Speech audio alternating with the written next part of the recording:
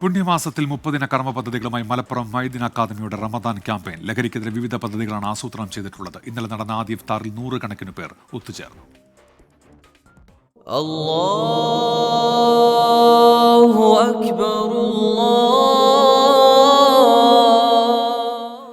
ദിവസേന 1000 പേർക്ക് നോമ്പ് തുറക്കാനുള്ള സൗകര്യമാണ് ഗ്രാൻഡ് മസ്ജിദിന് മുന്നിൽ ഒരുക്കിയിരിക്കുന്നത്.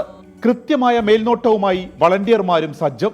റംസാൻ 1 മുതൽ 30 വരെ യാത്രക്കാർ, ആശുപത്രികളിലെ രോഗികൾ, കൂട്ടിരിപ്പുകാർ തുടങ്ങിയവർക്കായി ഇഫ്താർ സംഗമം മാദിനിൽ ഉണ്ടാകും. ഇപ്പോൾ പള്ളി ഒന്നുകൂടി വിശാലാക്കി നോമ്പ് തുറക്കാൻ നേരത്തെ ഒരു പന്തൽ ഒരു സംവിധാനം ഉണ്ടായിരുന്നു, വിപുലമായിരുന്നു. പക്ഷേ അത് പോരാത്ത അവസ്ഥയിലേക്ക് എത്തിയത് കൊണ്ട് തന്നെ ഇപ്പോൾ അൽഹംദുലില്ലാ ആയിരക്കണക്കിന് ആളുകൾ വന്നാലും നമുക്ക് സന്തോഷത്തോടു കൂടുതൽ ഇഫ്താർ ഒരുക്കാൻ പറ്റുന്ന ഒരു സംവിധാനം അൽഹംദുലില്ലാ രൂപപ്പെട്ടിട്ടുണ്ട്. 30 കർമ്മ പദ്ധതികളാണ് മേൽമുറി മാദിൻ അക്കാദമി സംഘടിപ്പിക്കുന്നത്. ലഹരിക്കെതിരെ 27-ാം രാവിൽ വലിയ കൂട്ടായ്മ സംഘടിപ്പിക്കും. 1 ലക്ഷം സ്കൂൾ കോളേജ് വിദ്യാർത്ഥികൾക്ക് ലഹരി ബോധവൽക്കരണ ക്ലാസ്, 5 ലക്ഷം കുടുംബങ്ങൾക്ക് ലഹരി നിർമ്മാർജ്ജന മാർഗരേഖ കൈമാറൽ, ലഹരിക്ക് അടിമപ്പെട്ടവർക്ക് സൗജന്യ ഹെൽപ്പ് ലൈൻ തുടങ്ങിയ പദ്ധതികളാണ് ആസൂത്രണം ചെയ്തിരിക്കുന്നത്. റംസാനിലെ ആദ്യ വെള്ളിയാഴ്ച ഗ്രാൻഡ് മസ്ജിദിൽ നടക്കുന്ന ജുമായ്ക്കും പ്രഭാഷണത്തിനും ഭിന്നശേഷി പണ്ഡിതരായിരിക്കും നേതൃത്വം നൽകുക. 24 മലപ്പുറം.